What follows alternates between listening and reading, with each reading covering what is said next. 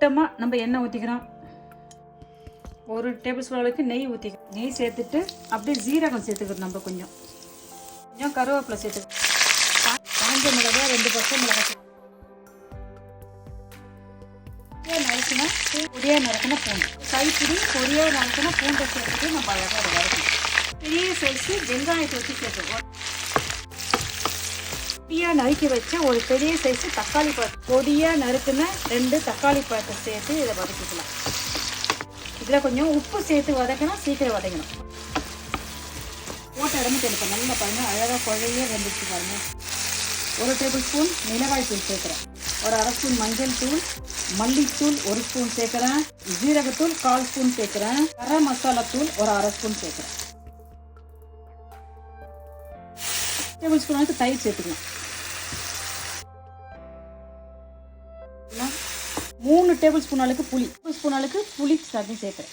3 table spoon தான் புளி சேர்க்குறேன். அப்படியே இருக்கட்டும். பச்சை வாசனை போகிற வரைக்கும் கொஞ்சம் பச்சை வாசனை போயிட்டு எண்ணெய்லாம் பாருங்கள் அப்படியே எண்ணெய் பிரிஞ்சு அழகாக வந்து பாருங்கள். உப்பு சேர்த்து இதை அழகாக கிண்டிக்கலாம். நம்ம வேக வச்சுருந்த பயிறு ஒரு 100 கிராம் துவரம் பயிறு சேர்க்கணும். வேக வச்சதில் பயிர் சேர்த்துட்டு இதை அழகாக நம்ம கிண்டி விடுவோம். சூப்பராக வாசனை வருதுல்ல. பெருங்காயத்தூள் சேர்த்துக்கலாம். ஒரு 2 டேபிள் ஸ்பூன் அளவுக்கு தேங்காய் பால் சேர்த்து செய்கிறேன் நான். இதில் கஸ்தூரி மெத்தி சேர்த்துக்கிறேன். நான் கொத்தமல்லி தழை சேர்த்துக்கலாம். கொஞ்சம் கஸ்தூரி மெத்தி, கொஞ்சம் 1 டேபிள் ஸ்பூன் அளவுக்கு நெய் சேர்த்துக்கலாம். நெய் சேர்த்துக்கிறோம், கொஞ்சம் கஸ்தூரி மெத்தி சேர்த்துக்கிறோம், கொஞ்சம் கொத்தமல்லி தழை சேர்த்துக்கிறோம். அப்படி லைட்டாக கிண்டி விட்டுக்கலாம். இந்த அளவுக்கு இந்த பக்கம் போதும். இதுக்கு மேலே எல்லாம் தண்ணியெல்லாம் சேர்க்க தேவையில்லை. தால் மசாலா இன்றைக்கி நம்ம ஊரில் இந்த தால் மசாலா இட்லி, தோசை, சப்பாத்தி, நான் எல்லாத்துக்கும் சூப்பராக இருக்கும். இது இதில் நம்ம காய்கறியெல்லாம் ஒன்றும் செய்யல. தக்காளி வெங்காயம் தான் சேர்த்துக்கிறோம்.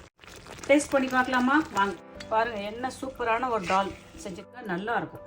டேஸ்ட்டு நல்லாயிருக்கும், டிஃப்ரெண்ட்டாக இருக்கும். சும்மா இதில் அழகாக அப்படியே கொத்தமல்லி தழை அப்படியே கொஞ்சம் போட்டுக்கலாம்.